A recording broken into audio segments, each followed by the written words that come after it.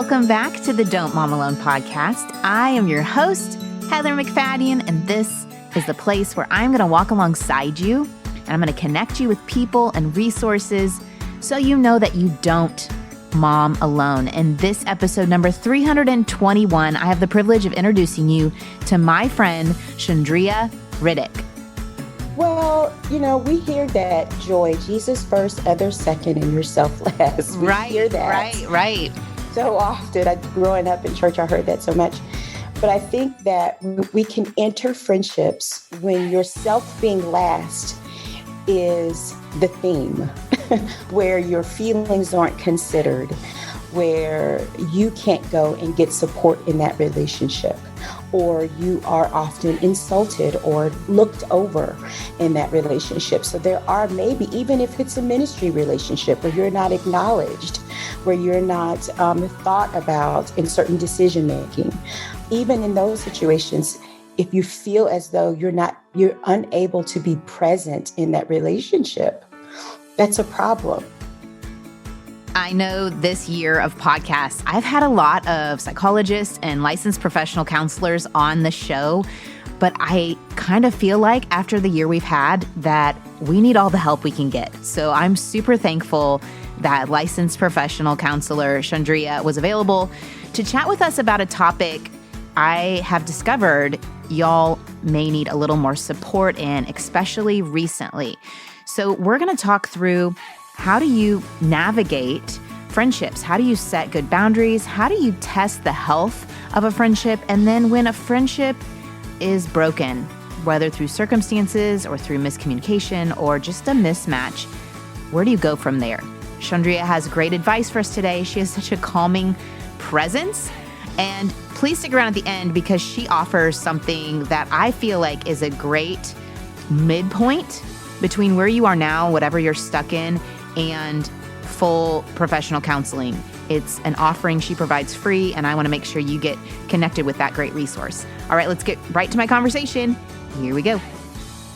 Shundria, welcome to the Don't Mom Alone podcast. Thank you. It's so great to be here. This is wonderful. Well, you are such a dear, sweet, lovely person that you and I met waiting to be interviewed by our mutual friend, Crystal. And anytime I've interacted with you, I've just come away feeling full. So thank you for joining me today. Thank you for having me. I'm so honored to be here with your people, with the moms. This is great. Well, as a mom, as a counselor, relationships are complicated. Yes, ma'am. Yes, ma'am. Very complicated. And I shared with you that, I didn't think I would get this reaction when I went on Instagram, but I'd seen somebody else's posts about not focusing on the ones who leave, but focusing on the people in our lives who show up. And I asked, have you experienced a broken friendship this year? And 2/3 of 1,500 people that responded said yes. Wow. That's a lot. Wow. That's a lot. Just over the year, the past. Yeah. Wow. Okay. So I'm sure with each one of those responses, there's a unique story. And I'd like to start with, I feel like God's heart is reconciliation. And that's what we desire. And I told you that I did an episode back at the end of the year on making amends. Right. Talk to us about, if someone comes into your office and there's some sort of conflict, what advice or what guidance do you give them on that reconciliation process? Well, first, I think that, many of us have friendships for different reasons and different seasons. So when people come into my office and ask, hey, I have this friendship and man, I don't know what to do with it. We're not speaking. I first just ask the health of that relationship. How did you benefit from that relationship? Does that relationship have reciprocity?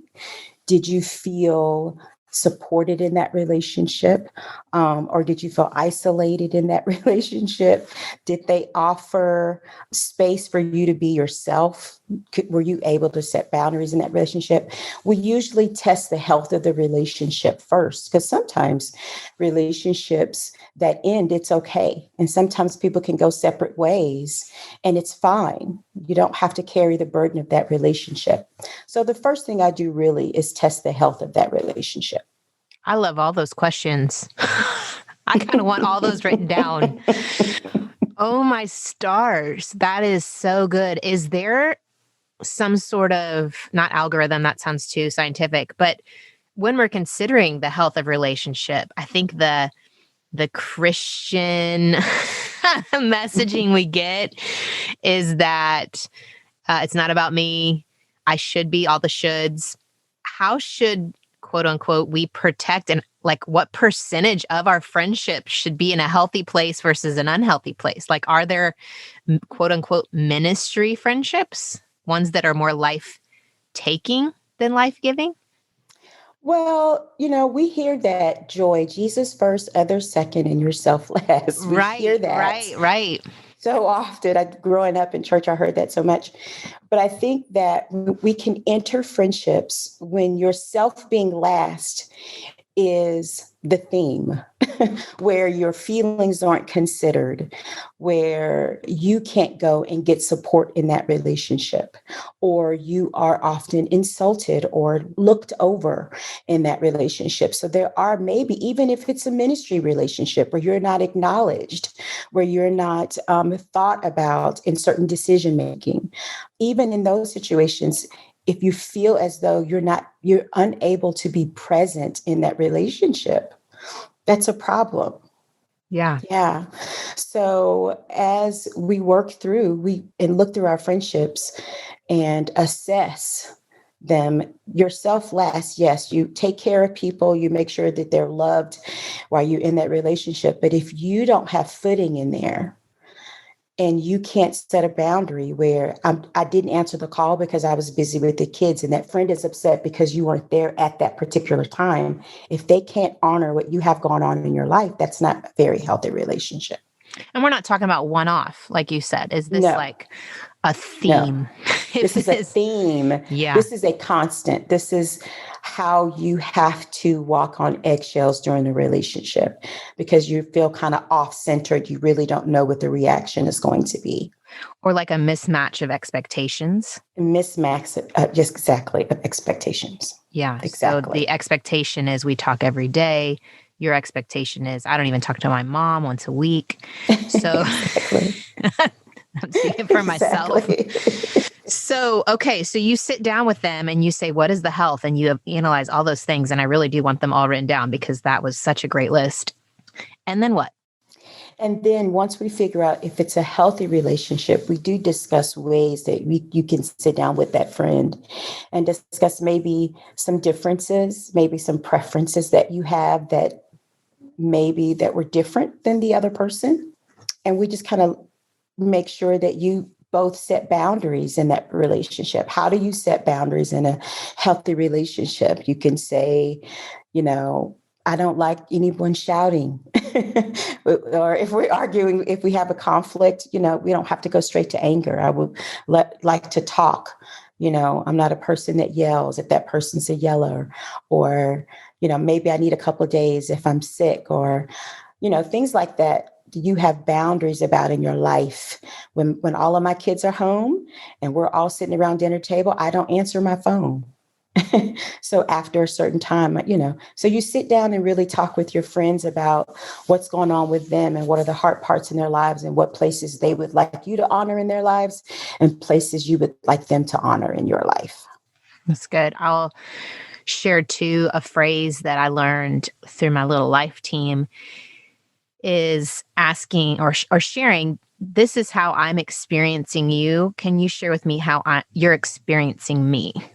Exactly. And just getting aligned on, because there might be like you're frustrated in the relationship, but you don't recognize that the reason they're acting that way is that they're misinterpreting your actions or your love for them or your feelings about them. And it's like you're both in kind of a fight or flight defense mode and you didn't know why. Exactly. That's so good. So good. I ask that question to couples as well as friends. What is it like to be in friendship with you? Or what is it like to be in relationship with you? You know how to be you. You don't know the experience of you. So it's always really great to ask the other person, like you said, how do you experience me in this space? So yeah, it's really important to ask that question. And many times you're often surprised by the answers. you know, I think of myself as a great mom, and ask my kids, they may say something different, but I remember talking to my daughter about grades, and she's in college right now. And she said, well, Mom, I know you just expect me to make all A's. I've never said that. Right.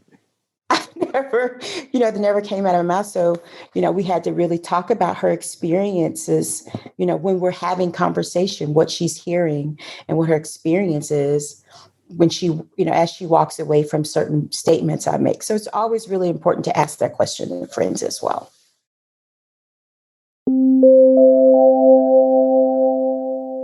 I'm thankful that I can bring professionals like Shundria to you because of sponsors like Rothy's. Okay, have you come across Rothy's? If not, let me be the one to get to introduce you to a fantastic company. It's a company that makes stylish, sustainable shoes and bags that are carefully crafted with eco-friendly materials like repurposed plastic water bottles and marine plastic. But not only that, they're cute. I'm telling you, and they don't require a big break-in period. I have the point. They are in the wildcat pattern, which is like an animal print. To me, I like a little pattern, and I wear them with black pants, jeans, light pants. They go with everything in my world. You can go check them out. They have so many different styles, patterns, colors, and they're really comfortable. You also can wash them fully machine washable. You just toss them in. They'll come out looking good as new, especially when the pair I wear, you can't wear socks with them. So that stinky feet, I have that issue. If you want to check out a washable, durable, flexible Rothy's signature repurposed water bottle shoe or bag or mask, go to rothys.com/DMA for Don't Mom Alone. That's rothys.com, ROTHYS.com/DMA. It's style and sustainability that meet to create your new favorites. Head to rothys.com/DMA today.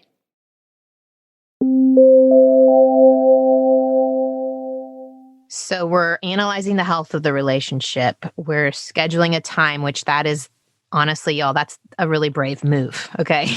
It's much easier to avoid the conflict and just walk away in some situations. So it is very brave to go towards the person and set up that time and say, hey, I'd love to just align with you on some things regarding our relationship. And let's say we sit down there, we are in a calm place. And I think your motivator has to be love. Yes. I think trying to restore a relationship and you don't love the person and you don't really desire for that relationship to continue, that reconciliation is not going to go well. Exactly. They'll be able to sense that. But let's say you go in there, you love the person, and it's a no-go. There's too much pain that the other person has experienced, or there's too much of a mismatch in expectations and no give. Where do we go from there? Well, you have to have the courage to let it go. And it really doesn't have to be a conflict. It could be just a decision that, okay, it's time to let that friendship go. If you feel safe enough to have that conversation with that person, this isn't, I'm sorry, this isn't going well, or I love you.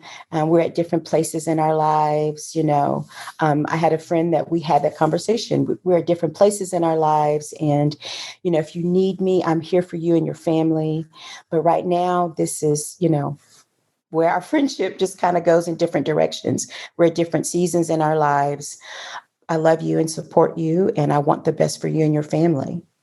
So we're still friends on Facebook, and I like her things. She likes mine. I celebrate her kids with her, but we don't talk every day because our lives have just gone into completely different directions. It doesn't have to be me walking away feeling responsible for her. Yeah. Yeah. Let's talk about I that.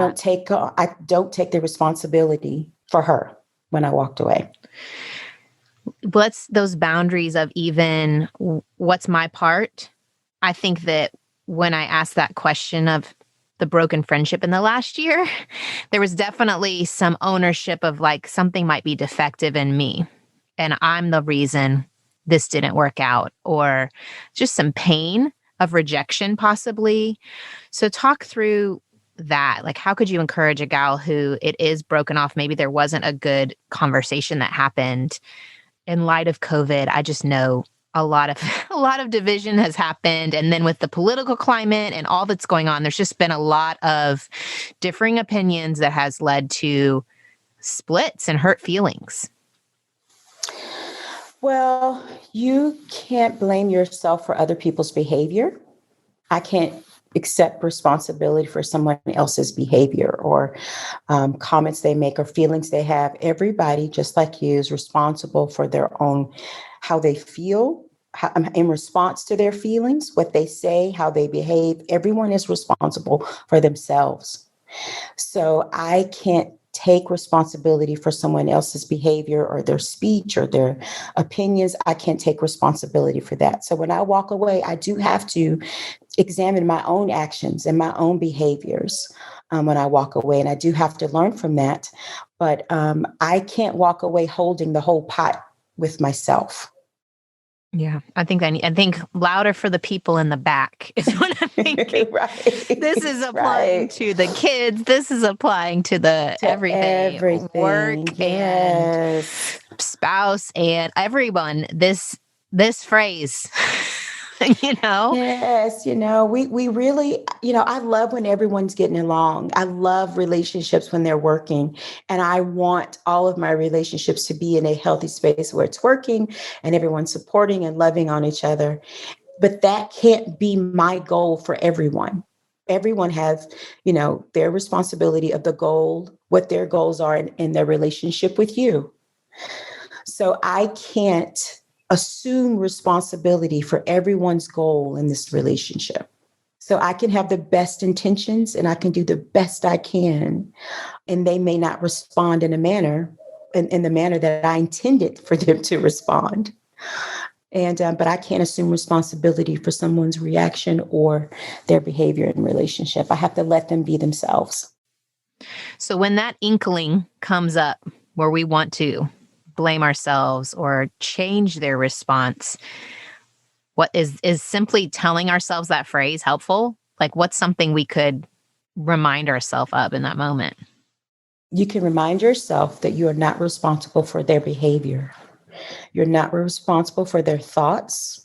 We can't do that. I think part of our responsibility is to make sure we're not behaving in a way in order for them to respond in a way.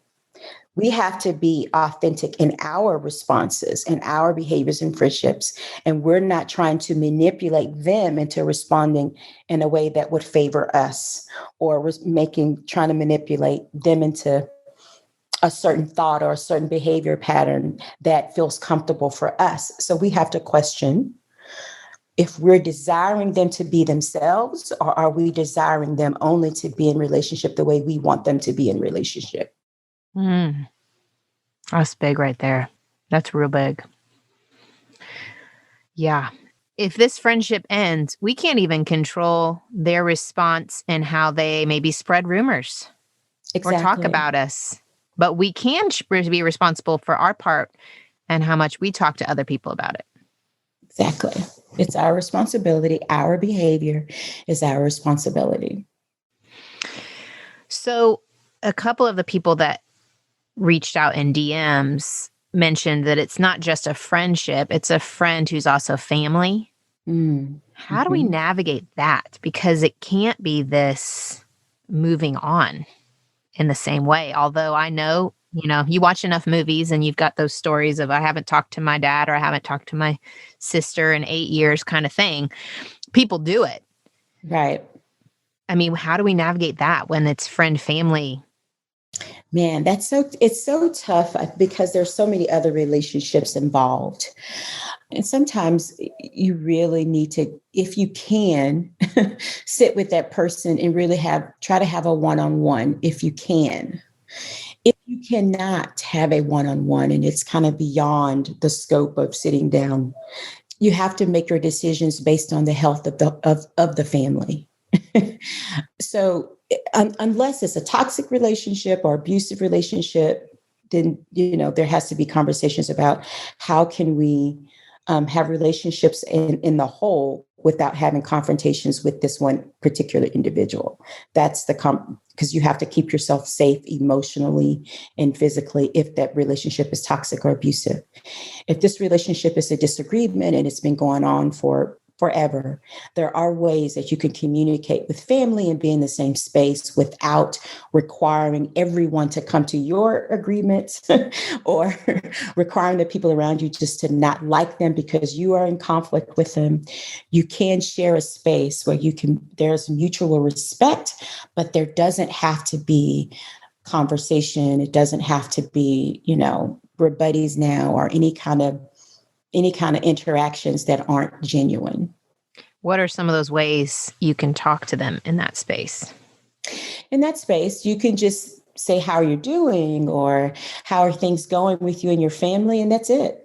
You don't really have to have a long conversation. Are you okay? How are the kids? It's great seeing you. Or, okay, well, that's it. And you kind of, talk among them. And it sounds funny, but it is funny, especially when it's happening, but it's okay. It doesn't have to be a conflict every time you enter a person's space that maybe you don't share the same ideas or you don't share the same views. It's okay. You can be in that space and be cordial and be okay. Doesn't have to bring you don't have to bring conflict with you every time you in the same space as that person.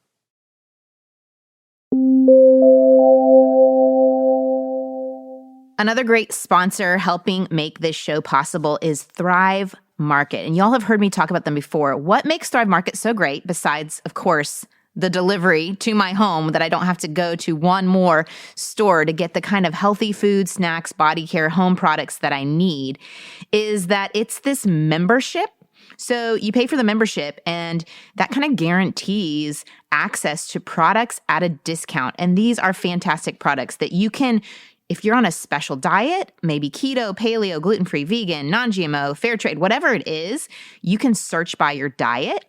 If you are looking for pet products that are clean, I told you my last order, I bought a ton of cleaning products. That's a funny idea, but chemical-free cleaning products, super helpful. We have been using all of them and loving them, and I saved so much money in my order. If you want to go check it out, the offer that Thrive Market is offering y'all as Don't Mom Alone listeners is to get 25% off your first order and an exclusive free gift. The only way to get the offer, though, is to go to thrivemarket.com/DMA. That's Thrive, THRIVE market.com/DMA. You're going to get their exclusive offer of 25% off your first order and a free gift. You can't get this offer anywhere else. So go to thrivemarket.com/DMA. Thrive Market members, they save an average of $32 on every order. That's an average, y'all. That's an average. You can get high quality, healthy, sustainable products online. Go check it out.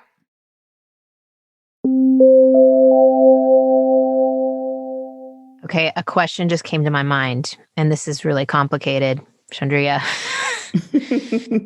But I did see another statistic where millennials are kind of setting boundaries or kind of quote unquote canceling their parents based on differences related to definitely within the church and how we respond to current cultural shifts and possibly even, accusing parents of being narcissistic or having other strong behavioral issues and setting that boundary and kind of not talking to their parents, but the parents not quite understanding why this is happening.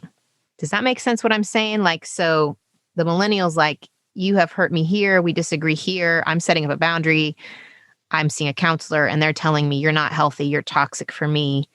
And then the parent does not have any grasp that they don't understand that. That's tough because that's tough. It's tough, but I think it's like not a one-off thing. I think it's kind of a trend right now. It's a trend, but there's so many other aspects of that relationship that had to have been toxic before you even get to the place of, I'm just not talking to you anymore. So that's one. There's so many other issues that maybe they're not speaking about, but there's so many other things once you get to the place, I'm not talking to you. But if they're at that place, I think the best thing, parents, kids need to even go to the counselors together just to kind of see, have an objective voice, voice, somebody that's not biased, someone who can hear both people and translate to the other person what they're hearing. But we do have a generation of kids or millennials, and then even, Gen Zs behind them. Yeah. That are really are growing in this space where you have to agree with me. You have to agree with me. Or if not, then something's wrong with you. And yeah, I do have to get rid of you. But having someone in a space where you can go and you can sit down with parents and you can have an open and honest conversation about what that means, especially if the parents saying, I don't understand. That's different if parents are saying, I disagree. I don't want to be with you either. We do have those, but having a space where they can go to, where they can sit down and have a conversation, not just with themselves, because the toxicity of how they communicate, the blind spots, the habits in which they, talk to each other, or emotional habits that they have. You can't do that without someone else there to mediate. Yeah, but that's hard because that does happen often. But as heated as it gets, many times it's not forever. Well, and it does seem that there's a little bit of a discrepancy between maybe the baby boomer generation and their awareness of kind of the lingo, the counseling lingo and the feelings, and there's less awareness than possibly in the millennial generation. And so that kind of difference, I think, causes part of the division. Yeah. Oh, definitely. It definitely, even going to a counselor. Right. There's it's not something you do, right? Unless you're in a really bad place. Yeah. Mm-hmm. Yes. Or unless you have a psychological diagnosis, a psychiatric diagnosis that most baby boomers don't even think about talking to a counselor. So to invite someone else in that space to mediate is foreign to them. Yeah. Yeah. It had such a negative connotation for so long. Yeah. Even in the church, especially. Oh, yeah. In the church, yes. And even, in certain communities, I know in my community, the African American community, you don't go to people for your problems. You pray. Yeah, you don't do that. You lay it all out before Jesus and listen for him. You don't go and invite someone else in your space. So for that community, when you're counseling, do you first have to overcome that barrier? I do. I have to provide a safe space that they understand, just explain what I do. I'm not a psychiatrist. I'm a licensed counselor. So we'll just talk and get them to a space where they feel comfortable. It's not judgment. This is not me judging what you're saying to me. This is me trying to get to a place of reconciliation with you and your family. That's it. Let's help the gal who she's done the steps. She's worked her way. The relationship has ended. She is not taking ownership, but she's very hesitant to trust again. She's very hesitant to go deep into a friendship again because of possibly the pain of the past. Even though she's not responsible, she's a little hesitant, or her heart is hurting. What help do you have for her? Well, I always think that going to a counselor is the best way. You need someone with that's not in your space to that's standing on the outside that can kind of see where you are and talk to you about those hurt feelings. But having someone that you can, kind of vent to and to give you some good feedback about your pain. That's one. Two, if that's not an option, if that's not something you're ready to do, understand that relationship or that pain that you're experiencing cannot be used as a filter or as a guide walking into other relationships. You can't use that feeling that you're having to measure other people in other relationships. You walk in at a disadvantage if you come with the pain and you're using that to guide you or maneuver in these other relationships that you're having. So you're already prejudging or protecting. You're not really You're not being your authentic self. Yeah. Exactly. Mm-hmm. You're not walking in saying, I'm ready to be friendly. I'm ready to establish this relationship. You're coming in with things in your hand that you won't be able to meet them where they are because you're still battling with things that you came in the relationship with. So if something happens with that other person, they're at a disadvantage because you've already made the decision about what it was because of the pain that you brought into that relationship. You're misinterpreting actions. You're taking blame where there's no blame or responsibility again. That was really good advice. Oh, man. Have you walked through this with friends, Shundria, personally? Yes. I have.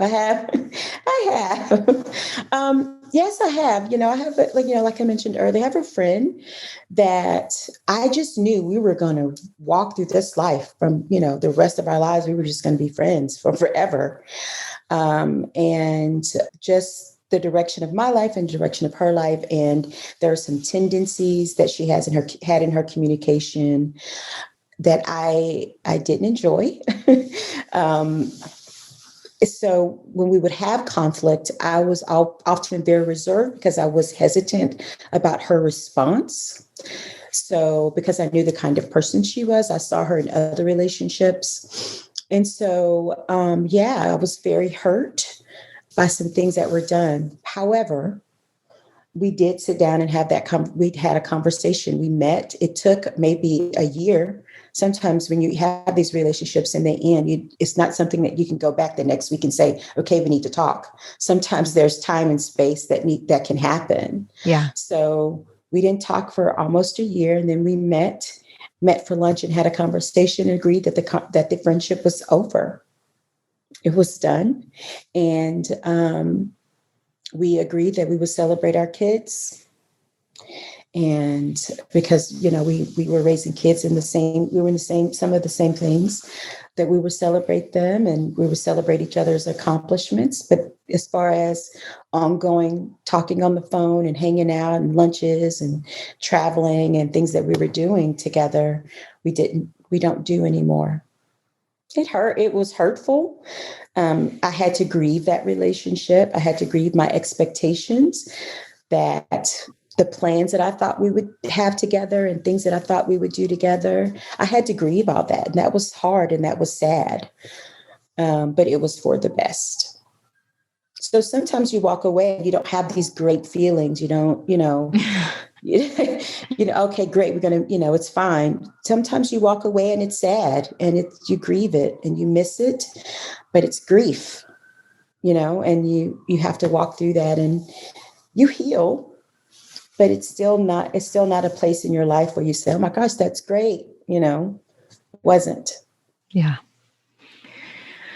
Well, I'm sorry that happened, but I'm thankful that you are able to move from there. And I'm sure you have other friendships that have filled in that space. Oh my gosh, yes. I have great friends.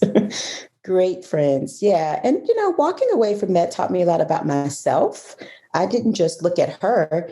It taught a lot about how I act in friendships, what my expectations are. Okay. It taught me a lot about me. So I just didn't look at her and say, oh my gosh, I can't be friends with her.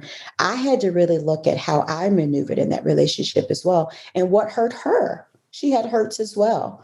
So I had to walk away with the responsibility of making sure in my other relationships that I showed up in manners that people felt safe, and they felt that the same way I wanted to feel in a relationship, that I provided that space where other people can feel safe and loved and cared for as well. So I had work to do as well. That's good. That's really good. We're all learning and growing. And yes, we are. And I feel like a lot of this brokenness in the last year too is us just none of us being in our best versions. So even if it's this long-term friendship you've had and all of a sudden you're like, what has shifted? What has gone wrong? Well, neither of you're probably both in a stressed out grief state. And if you don't have a healthy place to process that, it's going to come out sideways and anger and judging and critical. And I just feel like that possibility it's just ripe, like a soup, like ready. Yes. And so grace for our friendships too, that if things are different, giving that space, like you said, maybe some time, getting yourself to a healthy place, Yes. And just trying to figure out, who are you listening to? Are we maneuvering like the Lord wants us to maneuver in our relationships? We have to ask ourselves those questions, because we are listening to way too many voices. That's good. Way too many voices. And we really have to sit still and figure out who and what are you listening to? What's your reference point, and what are your expectations in those relationships? Because we have a lot of voices coming at us all day. And we have to really filter through that and say, hey, what does God's word say about this? Where do I stand in God's word on this issue or this friendship? And am I maneuvering the way the Lord wants me to maneuver in this relationship? That has to be the first place to go, because a lot of other voices just want you to agree with them. And a lot of time it gets so convoluted that it is stressful and hurtful. Yeah. That is very good advice. Very good advice. I am so thankful for you. I'm so thankful for you coming on today, and just your voice is just this calm, comforting, pointing us to truth. Where can people connect with you online? We'll put it in the show notes, but I want you to share with them here. I have a website, shundriariddick.com, and I'm at Shundria Riddick on all social media, Twitter, Facebook, and Instagram. I'm not on TikTok. You will not be able to find me. I will not. Or maybe I would, to embarrass my kids. That may be a good idea. But this is it. Yes. No TikToks yet. Yeah. Well, that's fantastic. And you have a group that you lead every Wednesday. Tell everyone a little bit about that. Twice a month, I have relax groups. Okay. And relax groups are a space where women come and we just talk about whatever topic. Last Wednesday, we talked about triggers. And how we're triggered, and how certain situations may trigger certain emotions, or relationships may trigger us. So we talked about that, and that was great and fun. It's just a really good space where you can come and connect, and you may not want to go to counseling or feel like counseling is a thing. So I have a lot of women who are not really, I don't really need counseling, but I do need a space to come and just kind of talk through some things and hear from other women. So it's great. We have a lot. It's really relaxing and fun, and it's all virtual, of course. And we just get together and talk and gab for an hour and a half. That's amazing. It's great. Mm-hmm. I'm so thankful. Well, we'll point people there too. And I hope that you and I get to see each other face to face soon. Yes, soon. Thank you so much. This has been so fun and wonderful. And I really appreciate you allowing me to be here. I really thank you. It's my honor. Me. My honor to share space with you. Well, thank you so much. And I hope you have a fantastic week. Thank you. Thank you. You as well. We have put links to Shundria's Relax, Relate, Release group therapy in our show notes, which there are show notes in whatever podcast player you have, but they often don't have the links right. So if you go to don'tmomalone.com, there's a podcast page. You could also just Google search this episode, and we have all the show notes there with the links. We also put links to a couple of episodes I've done in the past. If you need more help on this, Lisa Jo Baker came on the show about healing friendship wounds. Susan C. came on and talked about strengthening our friendships. Both fantastic guests and episodes. Go check those out. Let me pray over us because I just long for us to move forward and for healing. So, Lord, we come before you. We thank you that built into the Trinity is community. We thank you that your heart is for us as believers to bring your healing and wholeness to others. But Lord, we pray that we would have wisdom to know where our part ends and where we can't change people or make people be our friends, that we have to release them to you, God, and to know where that line is based on our intimacy with you and our talking to you, God. I pray for discernment.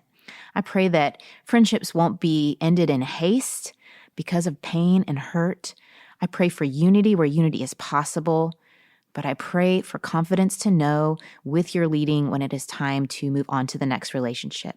We've seen it in the New Testament when a division wasn't necessarily a bad thing, that the gospel spread. So may we trust you more and more with our friendships, with our relationships, with our families, and spend time with you so that when we relate to others, we can be walking forth full of your spirit, led by your spirit, so we don't hurt unintentionally, cause pain unintentionally, but walk in the fullness that you desire for us. In Jesus' name, amen. Thanks, y'all, for coming alongside me, for supporting this show. I shared via email that my new book is available on Amazon for pre-order. It comes out October 12th.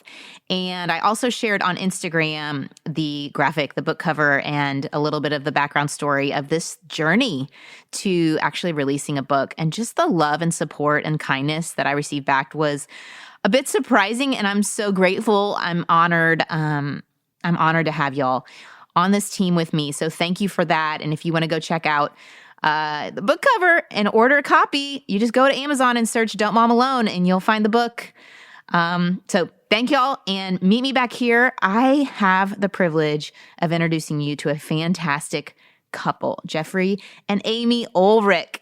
They have written a book, The 6 Needs of Children, and it is becoming one of my favorites. I'm working through it. I'm reading it right now. I've listened to their podcast, Growing Connected, and y'all, it's good. Can't wait to share them with you.